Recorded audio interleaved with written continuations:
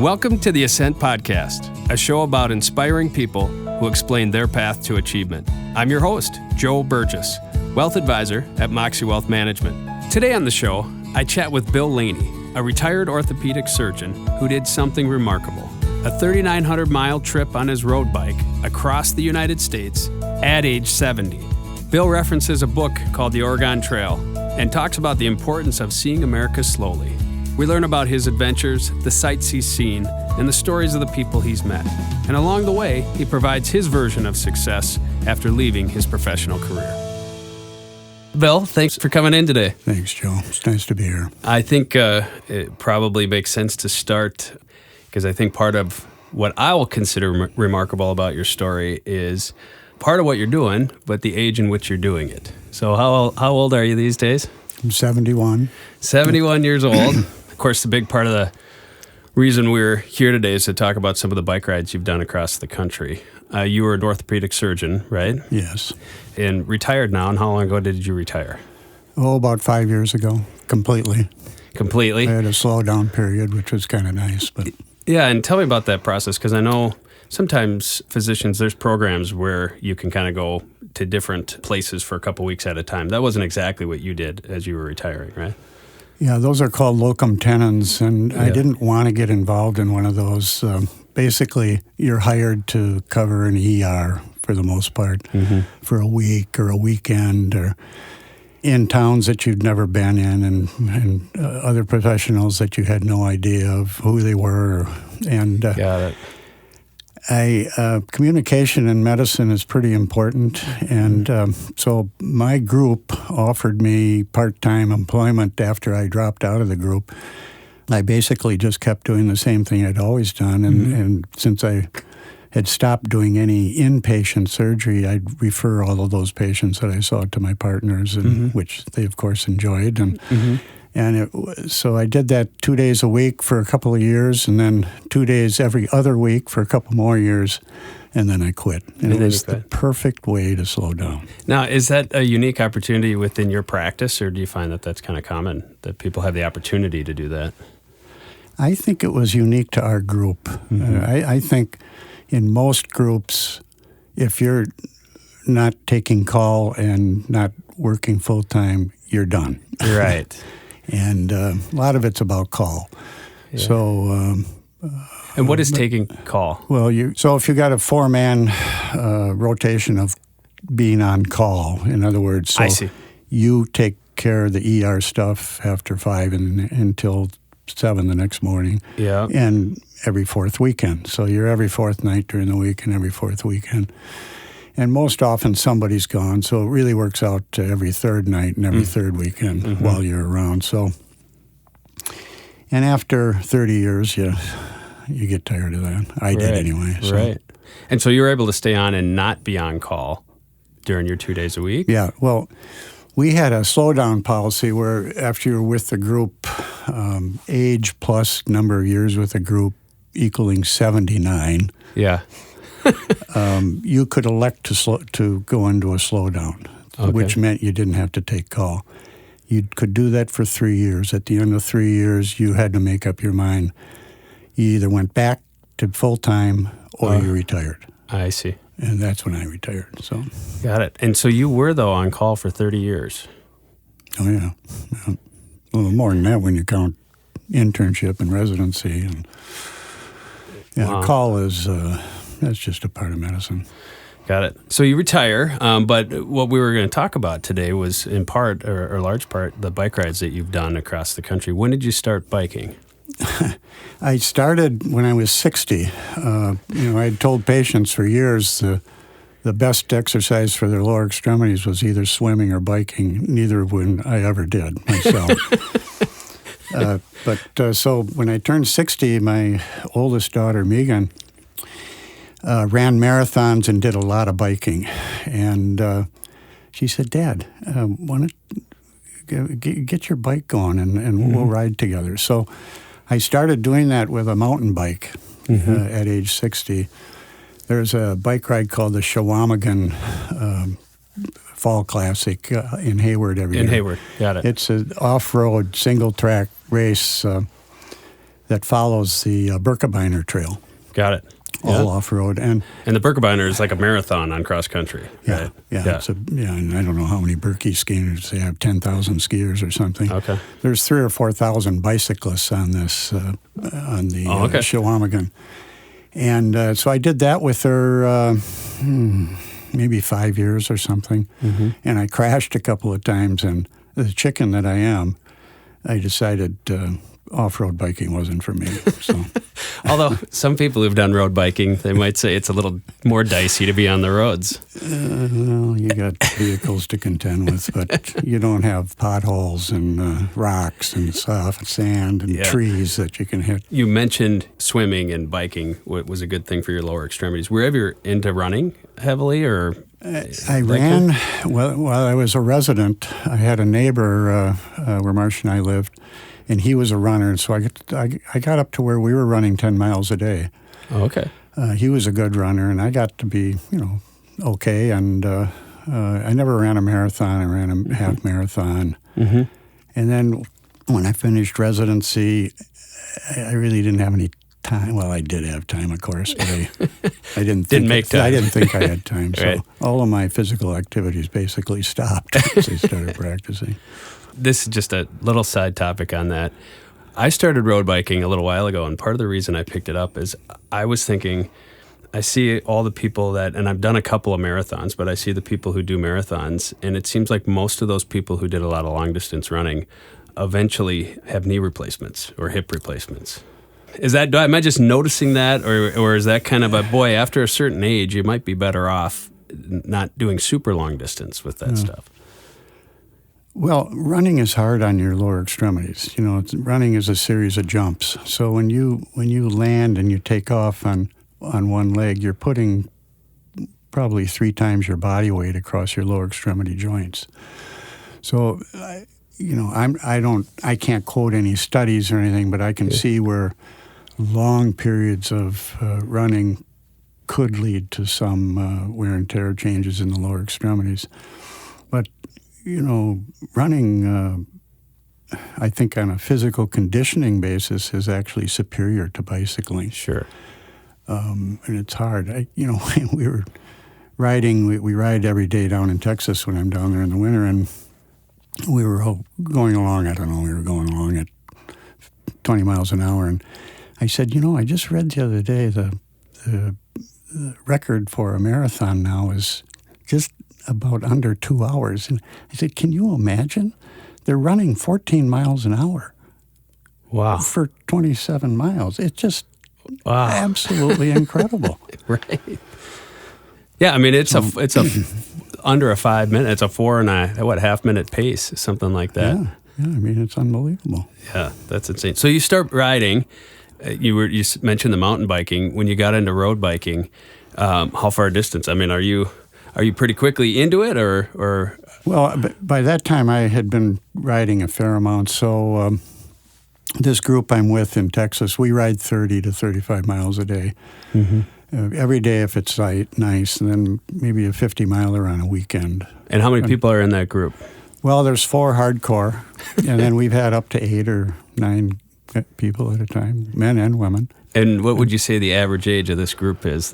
Well, we're all, I don't know, maybe 70. The guy that really got me into it, interested in in touring, is in his 80s now, and he can outride any of us. Wow. The guy's unbelievable. Wow. But most of us are 60s and 70s. Mm-hmm. And so young, I'd say young is always a qualifier, right? 15 years older than you is old, or regardless of your age, maybe. So you start riding, and you have a cabin in Wisconsin, right? Yeah. And how long ago was it that you decide, hey, I'm going to ride down to the Texas place on my bike? Tell me that. Tell me how did that evolve? Well, that was 2016. Okay. And Marcia and I were talking one day, and I had thought about a cross-country ride for quite a few years. This 80-year-old fellow I was mentioning, he's done a lot of touring. Mm-hmm. And he had he didn't put panniers on his bike. He had a trailer called a bob trailer. It's a single-wheel trailer that hooks onto your rear axle. Mm-hmm. And he really thought a lot of it, and he said, Bill, if you're interested in touring, you should buy my Bob trailer. Mm-hmm. I'm not sure if that was because he found out he couldn't sell it to anybody else. But anyway, And did the trailer itself spark the idea of doing the... Well, once I bought the trailer, then I thought, well, I better do something. Right. And so in the fall of 16, I just kind of decided, I think I'll just drive out. I want to ride down to Texas. Huh. Omar said, have you completely lost your mind? But anyway, so that's how it was kind of a on the spur of the moment type thing. And did you have any trepidation when you first thought about it, or you just said, I'm gonna let it ride and see what happens with this? Yeah, basically the latter. I'm not a real deep thinker, Joe, so I get this thought, but well, what can happen? I mean, flat tires, the chance of an accident or something are pretty low, I think. And I did spend a lot of time, with the help of my Texas friend, going over a route, staying away from any of the freeways. And it was a very enjoyable ride, really. And maybe a lot of people don't know this, from a road bike standpoint, you're free to ride on pretty much any road besides the interstates. Isn't that right? Yeah, and in some states, even okay on the interstates. Okay, so I mean, it's a... There are rules. I mean, you have to... Bicyclists get a bad rep, I think, because people think they're in the way and they don't get off to the right as far as they could, and I think that's unusual for most of us. Mm-hmm. We all try to give as much room as we can to the automobiles. Mm-hmm. But I stuck to the back roads. So, what's in your Bob? What do you have to pack to get out and go? Well, so you got a tent. Okay. A couple days change of clothes. I had 3 different days of riding clothes. Yeah. Pair of shoes, toiletries, towel. That was it. So, and then with the water and Gatorade that I kept on, you wound up with maybe 65 pounds of stuff on the trailer. How does 65 pounds feel? Does that take a while to get used to, or are you? Well, I rode for when I decided I was going to do this. I put a couple of cement bags on the Bob, and I rode to Aaron's one time with it, which was 80 miles. Your daughter Aaron's. Yeah, to Aaron's. Yeah. And, by half the way there, I didn't even realize it was behind me. You feel it when you're going up a hill, but on the straightaway, it doesn't seem to bother you at all. So how many miles is it from Wisconsin down to Texas, the first route you did? It was 1,900 from our house to the Mexican border. And then the next summer, I went from our house up to the Canadian border, up the North Shore of Lake Superior up to the Canadian. So I could say I rode did the whole way border to border. And how many extra miles does it add to get to? That was another 300 miles. Okay, so 2,200 miles. 2,200, yeah. And a 2,200 mile trip, how many miles a day are you hoping to get to? Well, on that ride, I think I averaged 65 or 70 miles a day. I'd take days off. If you're just counting the riding days, 65 or 70 a day. If you count in the days off, then, of course, it drops off of that. But 65 or 70. And so that takes you a month, somewhere in that range? It took me a month, to go from Birchwood down to Texas, South Texas. I'm just imagining, because particularly on that ride, you were by yourself on that whole ride, right? Yeah. How do you keep yourself entertained as you're riding 70 miles a day? Just looking at the trees or counting the trees? Or really, my biggest problem was just getting on the bike and taking the first pedal. I'd fool around, I'd waste time checking and rechecking and repacking, and finally I just realized I got to get going. Yeah. And once you went a mile or two, I didn't think about it.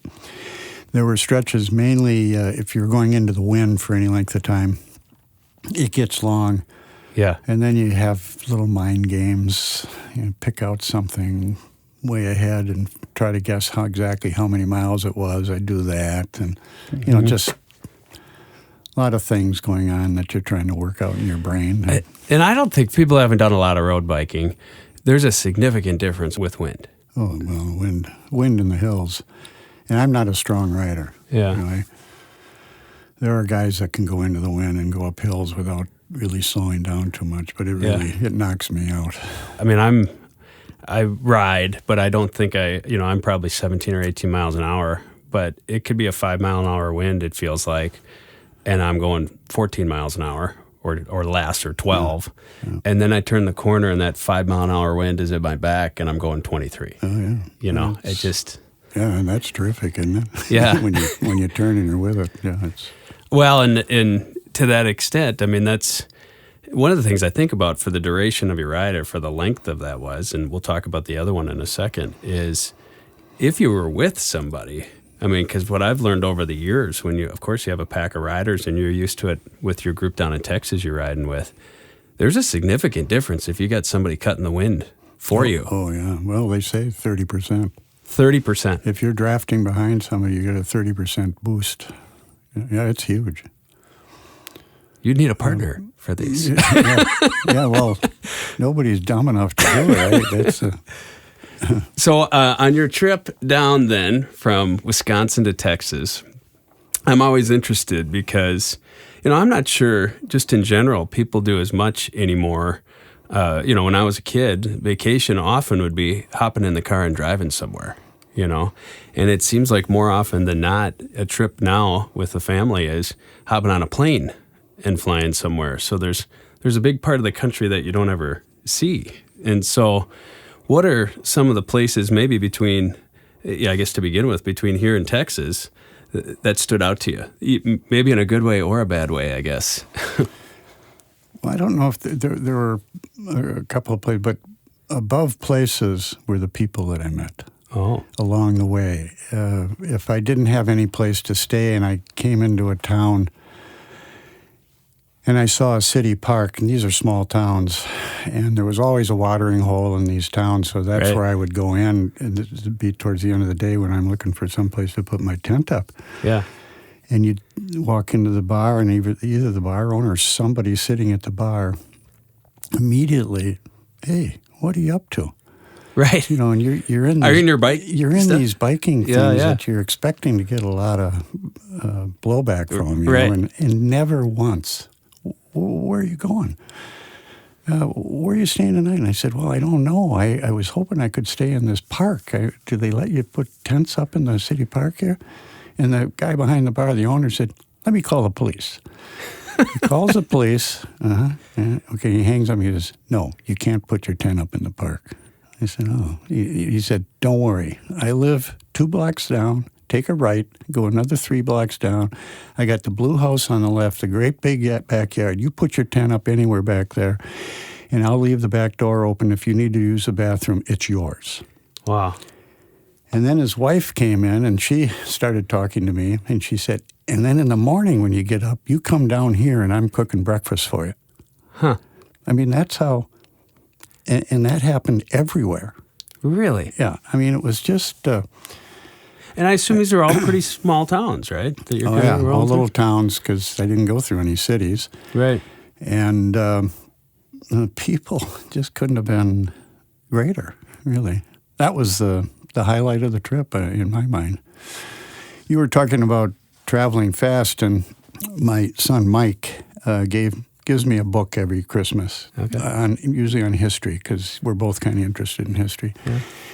And he gave me this book on the Oregon Trail one winter, and then that summer I finally picked it up and I started reading, and it was about a fellow asked his brother to go cross country following the Oregon Trail in a covered wagon drawn by oxen, just like his father had given them a ride when they were young. And so I started reading, and it was kind of a travelogue, and I thought, this isn't really history. Anyway, I kept reading it. One of the best books I've ever read. The Oregon Trail. Yes, it was by Rinker, buck. Okay. And on the back of the covered wagon they had manufactured, they had a sign, the same sign his father had on the back of his wagon when he took the boys on the ride, was "See America Slowly." And they said the same thing everywhere they went. They were offered all these accommodations, and just people bent over backwards to be nice to them. And I found the same thing true. You mentioned with me outside of our recording here that there was one point where your bike had broke down in Oklahoma. Yeah. Tell me the story about that. Ada, Oklahoma. I'd been having some trouble with my rear derailleur, and I'd stopped at a bike shop, and they straightened it out. And I had started to go up a hill, and I shifted down, and the derailleur shifts towards the wheel. That when you're shifting down, it shifted right into the wheel and wrapped the derailleur right around the wheel, and I went down, and the bike was unrideable. So, and you're in the country right now. I'm in the middle of nowhere. Right. Well, 20 miles away from this town that had the next small town. Yeah, the next small town. Okay. So, called AAA. I had AAA, and they cover bikes, and they said, we'll call a trucking company. They'll be out to pick you up, but we don't cover Oklahoma. Oh. I said, well, it's okay. I need them anyway. So yeah, you're right. I'm sitting by the road, and my phone rings. I pick it up, and it's AAA. Sir? Yes. We've talked it over. We've decided we're going to cover your claim here, so don't worry about paying. I said, well, good for AAA. Yeah. Be a member for life now, right? Yeah. So anyway, I get into town, and the bike shop owner was open, and he looked at it and kind of shook his head, and my frame has the hanger for the derailleur built into the frame. It's part of the frame, and it had bent 90 degrees into the wheel. He said, well, I got to bend that out to get your wheel off, and he said, I'm afraid it's going to break, and if you break it, I don't know what you're going to do. Right. So there's no backup stuff, no. So right. He came back. I went and had a cup of coffee, and I was sitting in this coffee shop right next door to his place, which he also owned. And he came in and said, well, he showed me the part that had broken off, and he said, well, I'm going to drive around town. There's a bunch of welders. Let me see if I can find somebody if they think they can weld this back on. Which he did, and that was another couple hours. And while that's going on, this young couple who had been having coffee overheard it, and they came over and they said, so are you going to be here for a while? I said, well, I don't know. If they have to order a part or something, I probably will be. Well, where are you going to stay? And I said, I don't know. I haven't really thought about it. And he said, you're staying at our house. We've got a big yard. You can put your tent up anywhere. The bathroom is yours to use, and we want you to come in for dinner. So... And it's just a young family that have kids, and they had 3 kids, 3 young kids. One of them, one was in high school. The other 2 were younger. And so I wound up staying 3 nights in their yard, waiting until the bike got fixed. And there you go. So it just gives you a real good feeling about humanity. It feels like I think a lot of people now have kind of migrated more to the metro areas and to the cities, and I know there's good people all over, but I just think there's maybe a little different mentality when I'm just not, it just seems so generous, right? In a way that I'm not sure that same culture is everywhere. Or maybe you're more protective in a city in a sense, I think people are busier today maybe than when we were younger, and there's a lot more stress. Yeah. Stuff going on that seems to be out of your control. And, right. But still, underneath everything, I think people are good. They're good people. So you end up completing the Canada to Mexican border route, and you turn around and you decide you want to get the east to west route taken care of. which is what I had thought about mostly, because there were 3 guys that rode with us in Texas. They'd all done cross-country rides. Okay. Most of them did it like 3 sequential years. They'd go a third of the way and stop, and then they'd go home. Right. And then they'd come back to that spot and go another way and go home and then finish it in 3 years, which is fine. I mean, that's... Yeah, I think that's the way people do, like, they'll hike the Appalachian Trail or something, right? Exactly, yeah.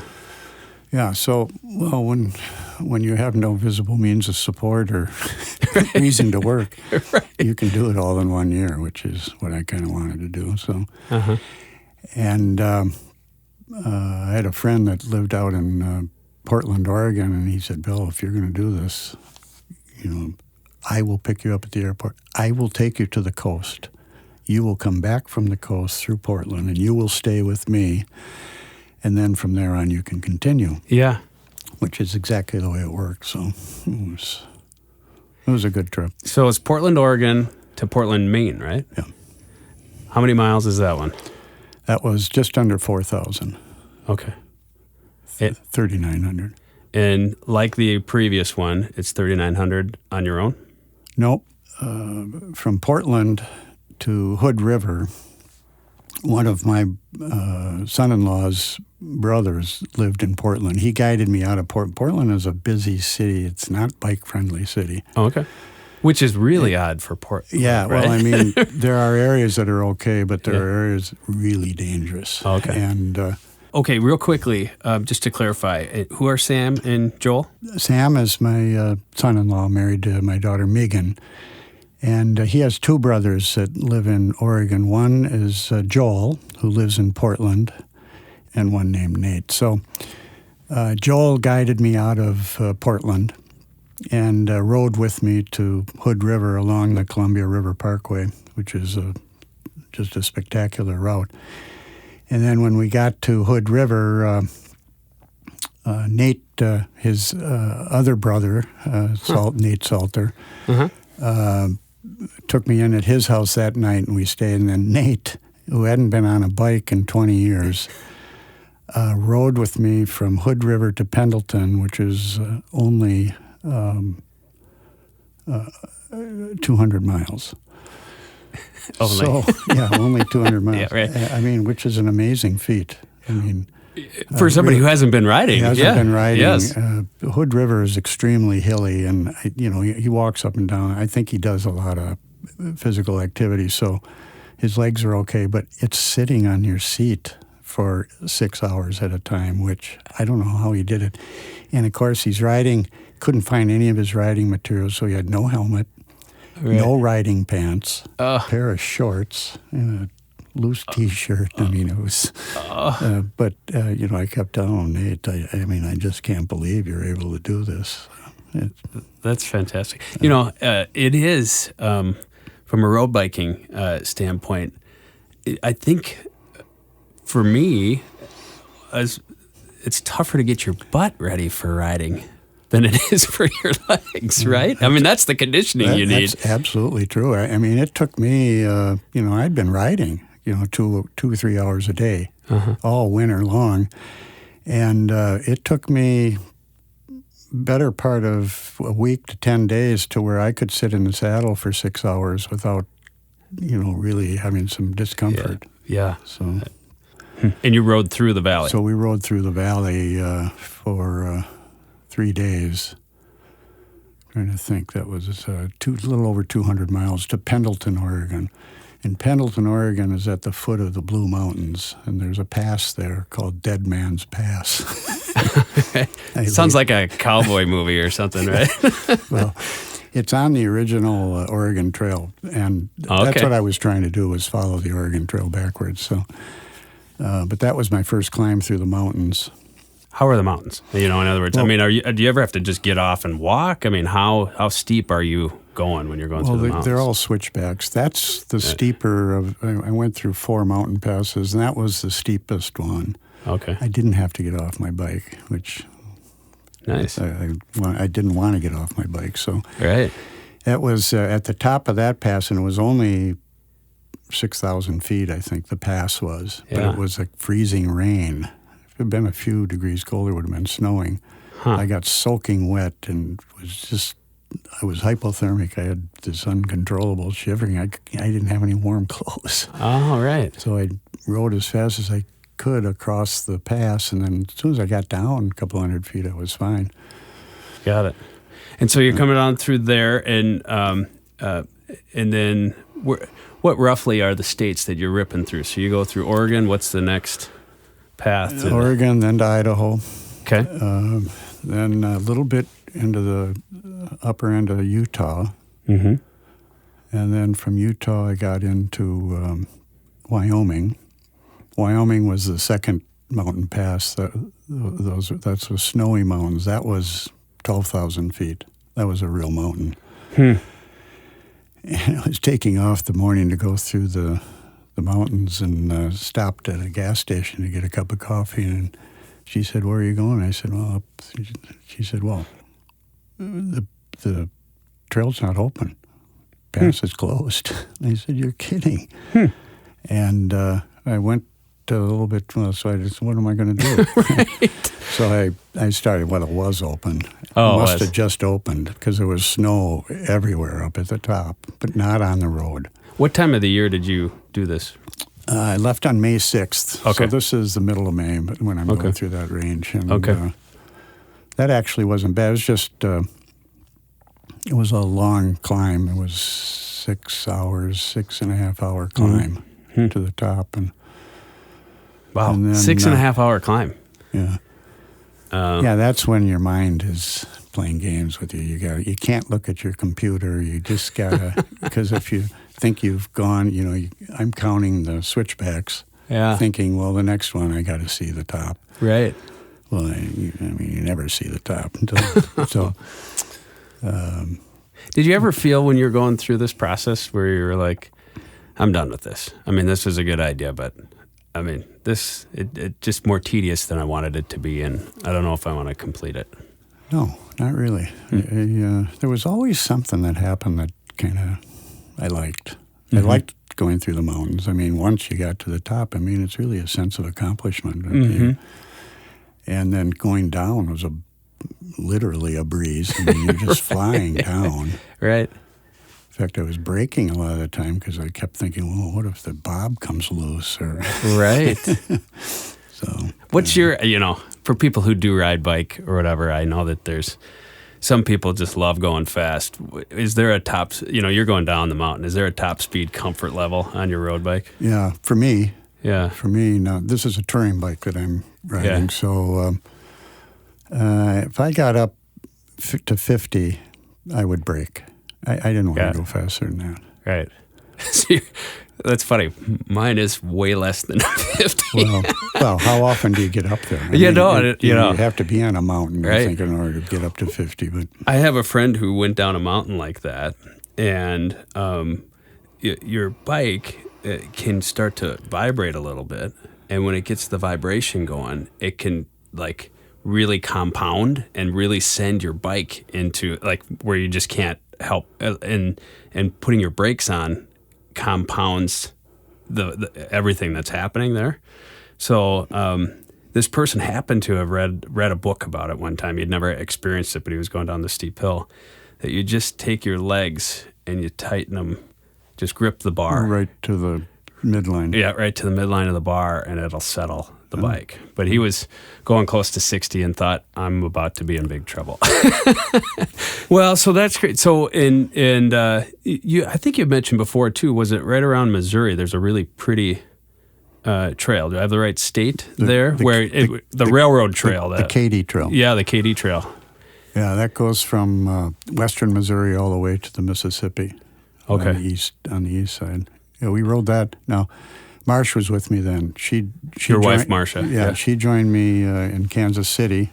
And then when we got on the Katy, we went across the Katy Trail with my best riding friend from Texas, Bill McNamara, who's a much stronger rider than I. But so we rode 500 miles together, and Marsh and Bill's wife, Deb, was with us too. And that was probably the best part of the entire ride was being with them. And it's 500 miles all on trail. Well, right? 250 miles on the Katy Trail. On that trail. And then you cross the Mississippi. And then there's a few hills in Illinois, so down in that area, but nothing awful. And what's your route back out to Maine then? Well, then Bill lived in central Illinois. We up near Peoria, and we went there. We stayed one night, and then we rode up to Chicago. Yeah. And stayed in Chicago with where his mother lived, and then I rode. Then they went back. Marsh went home, and I went around the tip of Lake Michigan and up into Michigan and out. So. Okay. And then Marsh came back and joined me in eastern Michigan, Bad Axe, Michigan. Bad Axe. I've got a friend up there who he and his wife couldn't have been nicer to us, and we stayed 2 nights with them. And then from there was, I think it was about 1,000 miles to the end from there. It seemed to go, in no time at all. In no time. And 2 more mountain ranges. But the White Mountains and the Green Mountains in Vermont and New Hampshire are just kind of big hills. Well, so you don't need to do like a, rent an RV and drive around the country. You just hop in your bike and... Well, I mean, I think it gets back to what you said. I think it's all about seeing things slowly. Yeah. And, maybe the prettiest place I was at Shoshone Falls in Idaho on the Snake River. Yeah. I was on the Snake River. I pedaled along the Snake River for, 4 or 5 days. That maybe was the prettiest. Okay. So I saw Shoshone Falls, which is actually a few feet taller than Niagara Falls. Oh. It's just small. And then Marcia and I had never been to Niagara Falls, so we got to see that together. That was great. Yeah. And it's worth seeing. So I suppose on your route, there's no it's not like Forrest Gump or anything where a crowd of people end up following you as you're going. No. Did you have any surprises along the way from family or others, or? When I got across the Rockies, the snowy mountains, I got a call from Mike. Your son, Mike. My son, Mike, who got me going on all of this touring business. But so he and his oldest daughter, who's a soccer player, were flying into Denver for a soccer tournament. And he said, Dad, so where are you going to be tomorrow? And I said, well, I'll be in Cheyenne. He says, that's, maybe an hour from Denver, an hour and a half. Yeah. We'll come up. Yeah. So they did, and then I had the absolute best steak meal I've ever had in Cheyenne, Wyoming. That's a neat little town. Yeah. That was fun. Yeah, that's great. So the one thing I was thinking about is when I ran marathons in the past, and people would say, that's awesome, I could never do that, right? And my response was always, well, before I did it, I couldn't do it either. I didn't know I could do it or not do it, but I just started doing, 2 miles and then 4 miles, and then it got farther. And, I certainly don't have a runner's body and all that kind of stuff, but you just kind of figured it out. I think about you starting biking at age 60. I think about you biking 2,200 miles from north to south and 3,900 miles east to west on your own, late 60s, right? Or were you even 70 on the last one? 70 on the last 70 on the last one. What do you say to the person who's in their 60s and says, I could never do that? Well, it's never too late to start. Never. And you're exactly right. So if you get tired after 2 miles on a bike, you quit at 2 miles. You do that for a week and then go to 4 miles. And before you know it, you're doing 20 miles. If you can do 20 miles, you can do 40. I mean, that's kind of the thinking. Yeah. You get to 20 and you think, well, only 20 to go. I'm ready. Let's go. Right. So. Well, and I think from the road biking that I've done some nowhere near that long, but, maybe 3 days and do 250 miles. I always think of it in 20-mile segments because after 20 miles, I'm taking a break anyway. Yeah. I tried to, I wanted to be halfway by noon when I was riding the cross country. So I usually started by 7 in the morning. Okay. You're by yourself. You're up at 4:30. Up at the sun, probably. When the birds are chirping, and Right. so you get up, you pack everything, and by the time and I always stopped for coffee and something to eat somewhere along the way. Uh-huh. But by noon, if I wanted to do 80 miles that day, I wanted to have 40 in by noon. And then 40 miles is nothing when after you've eaten and you're ready to roll. Right, after lunch, right, to get her done. Yeah. Okay. Yeah. Well, so maybe to shift gears a little bit here, you mentioned you retired 5 years ago. And overall, it sounds like obviously you've been keeping yourself busy, but how would you say that transition has been and for you to go from, working Bill to now retired? Well, as I said earlier, I had the perfect way of slowing down, 2 days a week and then 2 days every other week over a 4-year period. Mm-hmm. So I think I was more ready for it. And one of the things about when I had stopped doing most of the surgery and I was in the office all the time, I really started enjoying seeing patients. I mean, usually when you're going full blast, you're overbooked because you're trying to see patients so they don't have to wait too long, and you're kind of it seems like you're always behind. Right. And so when I was in that slowdown period, I was never behind because I didn't really have anything else to do. I would see patients, and it was fun. It really was. So the hardest part was not seeing patients anymore. And that bothered me maybe a year. I'd say a year and a half, something like that. I'm over that now. You're over it. Well, I suppose, if you do something, and how many years were you practicing then? 39. Yeah. If you do something for 39 years, your identity is that's kind of what you do, right? Yeah. Would you have retired earlier now in hindsight, or did you like the timing of when it was? I wouldn't have quit earlier. Mm-hmm. Maybe I could have quit later. But for me, it got back to taking call when I was on that 3-year period where I didn't have to take any call, and then you had to make a decision as to whether or not I didn't want to go back to taking calls. So, right. A lot of times when I do these podcasts, I'm talking to people that might be in the prime of their careers, right? And they're in the middle of teenage kids that they're carting around to sports and doing all that kind of stuff. If you look back to that time, what would you say to people who are in that space of life? I don't know. I missed a lot of we've got 5 kids, and they were all involved in various sports, and I missed a lot of their games. Because of being on call? Being on call, mainly, yeah. So I think in a perfect world that you wouldn't have to do that. Right. It's just part of the game. Yeah. I had a good job. Yeah, right. And I liked it. Right. Well, and I was thinking about that, and, it seems like there's a lot of people that they're kind of focused on their goals and focused on the future and not really being, as much in the present. And, in some of the dialogue that you and I have had, I kind of get a feel from you that you were maybe more about how you were being than necessarily accomplishing a list of goals.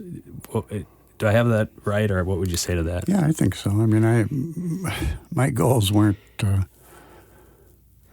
sky high, I would say. I was happy. I liked living in a smaller town and having a smaller town practice. It wasn't as busy as a lot of guys are in the cities. Mm-hmm. And a lot of my patients were on Medicare or Medicaid. Mm-hmm. And those probably were the best patients. The Medicare, the elderly patients were by far the best, most fun to take care of. And so I wouldn't have traded my practice for anything else. I was happy. So now moving forward then, being separate from your practice for the last 5 years now, how would you look at your future years now? As far as, here's what's really the most important thing to me at this point. Well, I hope I live long enough to see all my grandkids as older people and seeing exactly what they're into. Mm-hmm. They're great kids. That'll be fun. And another part of this exercise business is I think it's the best ticket to getting into a older age. Sure. It's still functional. Sure. Mentally or physically. Yeah. There's medication for everything, but every medication has a side effect. Yeah. Right?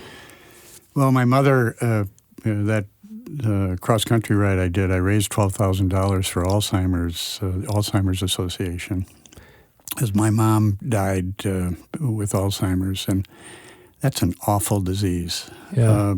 My children were young enough that they kind of remember her like funny grandma, because she'd say funny things that didn't make any sense, and they were kind of humorous, but the condition wasn't, and so they never really got to know her.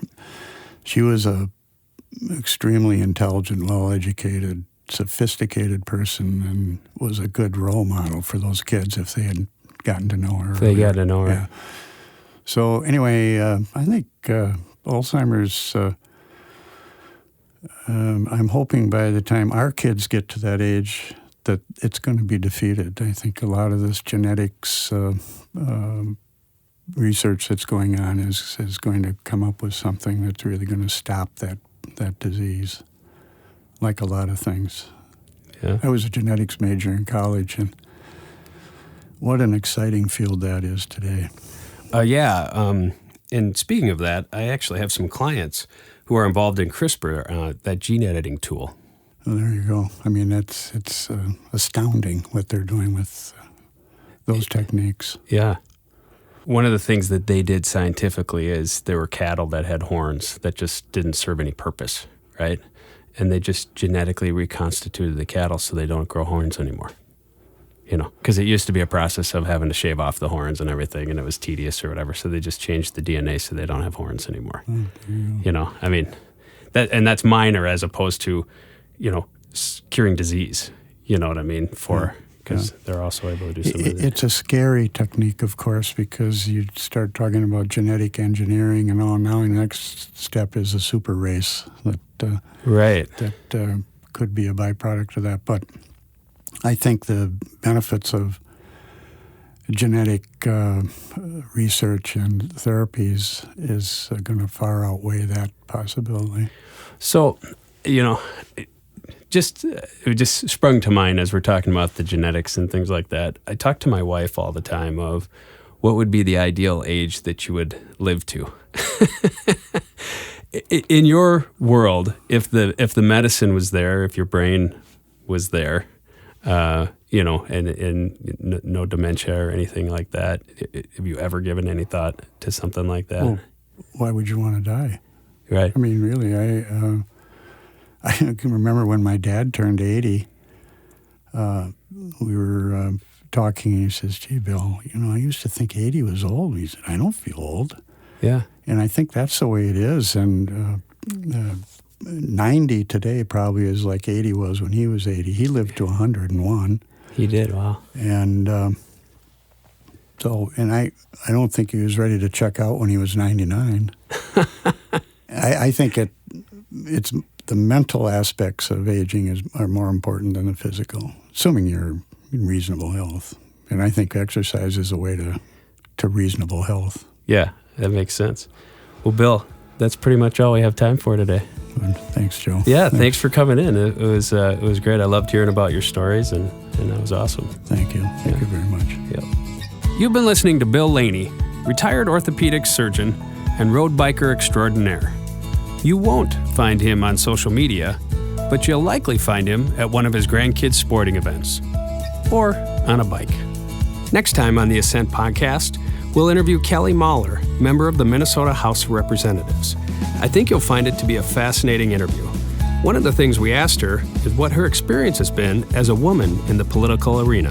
It was eye-opening to me when I decided to run for office, and some of the comments that were geared towards me that I don't think my male counterparts have experienced. Mm-hmm. I heard things like smile more, smile less, say you're going to fight for something, don't say you're going to fight for something, change your clothes. Your answers sound like a beauty pageant response. I had somebody tell me to change the tone of my voice, that it was too high-pitched. Thanks for listening to this episode of the Ascent Podcast, a show about inspiring people who explain their path to achievement. I'm your host, Joe Burgess, wealth advisor and founding partner of Moxie Wealth Management. You can learn more about me and my firm at moxiewealthmanagement.com. That's MOXIE wealthmanagement.com. Thanks again. We'll see you next time.